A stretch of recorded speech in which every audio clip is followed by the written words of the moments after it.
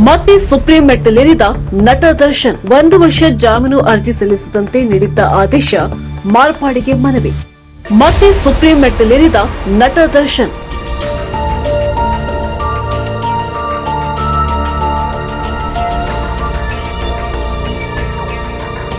ರೇಣುಕಾಸ್ವಾಮಿ ಕೊಲೆ ಪ್ರಕರಣದಲ್ಲಿ ಜೈಲು ಸೇರಿರುವ ನಟ ದರ್ಶನ್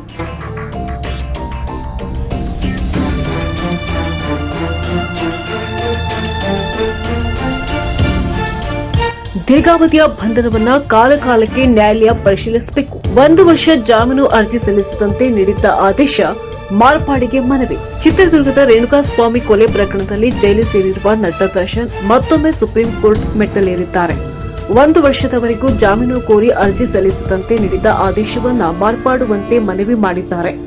ಬದಲಾದ ವಕೀಲರ ಮೂಲಕ ಅರ್ಜಿ ಸಲ್ಲಿಸಿರುವ ಅವರು ವೈಯಕ್ತಿಕ ಸ್ವಾತಂತ್ರ್ಯ ಮತ್ತು ತ್ವರಿತ ವಿಚಾರಣೆಯ ಹಕ್ಕು ಸಂವಿಧಾನದ ಆರ್ಟಿಕಲ್ 21 ಅಡಿಯಲ್ಲಿ ರಕ್ಷಿತವಾಗಿದೆ. ಹೀಗಾಗಿ ತುರ್ತು ಪರಿಸ್ಥಿತಿಗಳಿಗೆ ಅನ್ವಯವಾಗುವಂತೆ ಆದೇಶ ಬದಲಿಸಬೇಕು. 1 ವರ್ಷದೊಳಗೆ ಜಾಮೀನು ಅರ್ಜಿ ಸಲ್ಲಿಸಲು ಅವಕಾಶ ಇಲ್ಲ ಎಂದು ನ್ಯಾಯಾಲಯ ಹೇಳಿದೆ. ಆದರೆ ಈ ಆದೇಶದಿಂದ ಟ್ರಯಲ್ ಇನ್ನಷ್ಟು ವಿಳಂಬವಾಗಬಹುದು. ಜೊತೆಗೆ ವೈದ್ಯಕೀಯ ತುರ್ತು ಪರಿಸ್ಥಿತಿ ಮತ್ತು ಮಾನವೀಯ ನೆಲೆಗಳಲ್ಲಿ ಜಾಮೀನು ಪಡೆಯಲು ಸಾಧ್ಯವಾಗುವುದಿಲ್ಲ ಎಂದು ಕೇಳಿದ್ದಾರೆ. ವೈಯಕ್ತಿಕ ಸ್ವಾತಂತ್ರ್ಯ ಮತ್ತು ತ್ವರಿತ ವಿಚಾರಣೆಯ ಹಕ್ಕು ಸಂವಿಧಾನದ ಆರ್ಟಿಕಲ್ 21 ಅಡಿಯಲ್ಲಿ ರಕ್ಷಿತವಾಗಿದೆ.